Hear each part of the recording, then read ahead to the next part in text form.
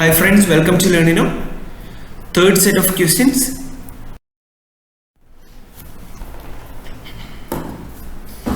Some wire wound resistors have bifilar winding. This type of winding is used to. ഇപ്പോൾ ചില wire wound റെസിസ്റ്റേഴ്സിന് ബൈഫൈലാർ windings ഉണ്ട്. ഇത് എന്തിനാണ് ഇങ്ങനെയുള്ള ടൈപ്പ് ഓഫ് വൈൻഡിങ് യൂസ് ചെയ്യുന്നത്? ബൈഫൈലാർ വൈൻഡിങ്സ് എന്താണെന്ന് നോക്കാം.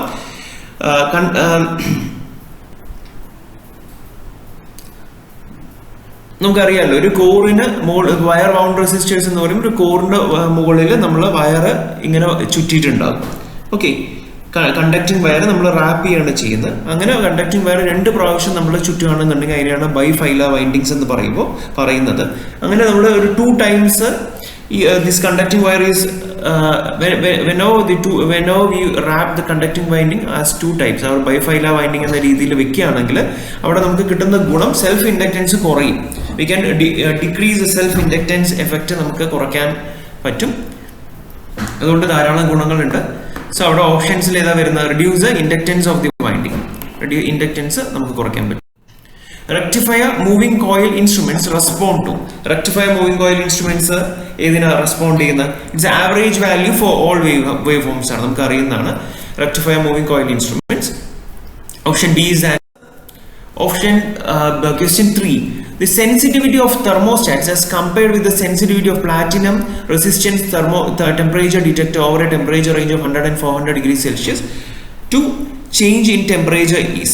ഈ ഒരു 100 and 400 ഡിഗ്രി സെൽഷ്യസിൽ change in ടെമ്പറേച്ചറിന്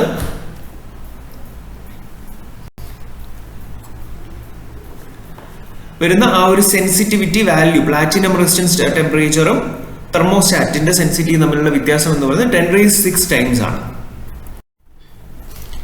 Question number 4. Which one of the following methods is used to measure power output of a radio transmitter while it is radiating? Radiating ചെയ്യുന്ന സമയത്ത് ഒരു radio ട്രാൻസ്മിറ്ററിന്റെ power output measure ചെയ്യാൻ ഏത് methods ആണ് use ചെയ്യുന്നതെന്നാണ്. അത് 3 ammeter method ആണ്. Answer is 3 ammeter method. അപ്പോ ഇവിടെ നമ്മൾ ശ്രദ്ധിക്കേണ്ട കാര്യം, ഒരു 3 ammeter മെത്തേഡ് ആ പേരിൽ തന്നെ ഉണ്ട്. ഒരു 3 meter ആണ് നമ്മളിവിടെ യൂസ് ചെയ്യുന്നത് മെഷർ ചെയ്യാൻ വേണ്ടിയിട്ട്.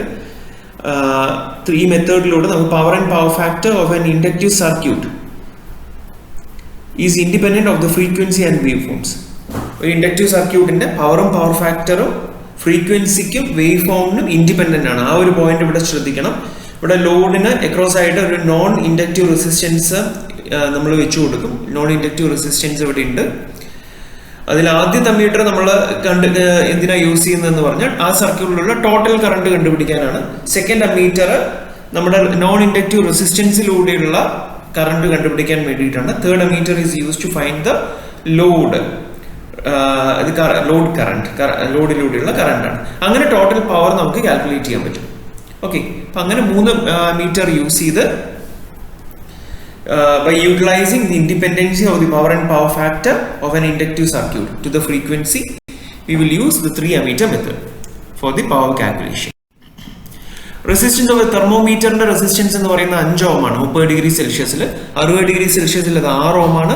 Using linear approximation, coefficient of temperature resistance 45 ഡിഗ്രിയിലുള്ള കോഎഫിഷ്യന്റ് ഓഫ് ടെമ്പറേച്ചർ റെസിസ്റ്റൻസ് ആണ് കണ്ടുപിടിച്ചിരിക്കാൻ പറഞ്ഞിരിക്കുന്നത്. ഇവിടെ നമുക്ക് ഓൾറെഡി അറിയാം, നമുക്ക് അറിയുന്ന ഒരു ഇക്വേഷൻ ആണ്. എന്താ? RT എന്ന് പറയുന്നത് അറ്റ് എ പെർട്ടിക്കുലർ ടെമ്പറേച്ചറിലുള്ള റെസിസ്റ്റൻസ് എന്ന് പറയുന്നത് R0 1 plus temperature coefficient of resistance into ആ ഒരു ടെമ്പറേച്ചർ ആണ്. ഇതിൽ ഫസ്റ്റ് ഇക്വേഷനിൽ നമുക്ക് എങ്ങനെ എഴുതാം? ആദ്യത്തെ RT എന്ന് പറയുന്നത് 5 ohm ആണ്, which is equal to R0 ആണ്. R0യുടെ വാല്യൂ അറ്റ് 0 ഡിഗ്രി സെൽഷ്യസിൽ തന്നിട്ടില്ല, അപ്പൊ നമുക്ക് R0 എന്ന് തന്നെ ഇടാം. R0 ഇൻറ്റു 1 പ്ലസ് ആൽഫയുടെ വാല്യൂ തന്നിട്ടില്ല, സോ ആൽഫ ഇൻറ്റു 30 എന്ന് എഴുതാം first equation. In the similar way, second equation എഴുതാം. എങ്ങനെ എഴുതാം? 6 ohm is equal to R0 into 1 plus alpha into 60 എന്ന ഇക്വേഷൻ എഴുതാം. ഇത് രണ്ടും നമ്മൾ സോൾവ് ചെയ്യുമ്പോൾ ഒന്ന് സോൾവ് ചെയ്ത് നോക്കുക.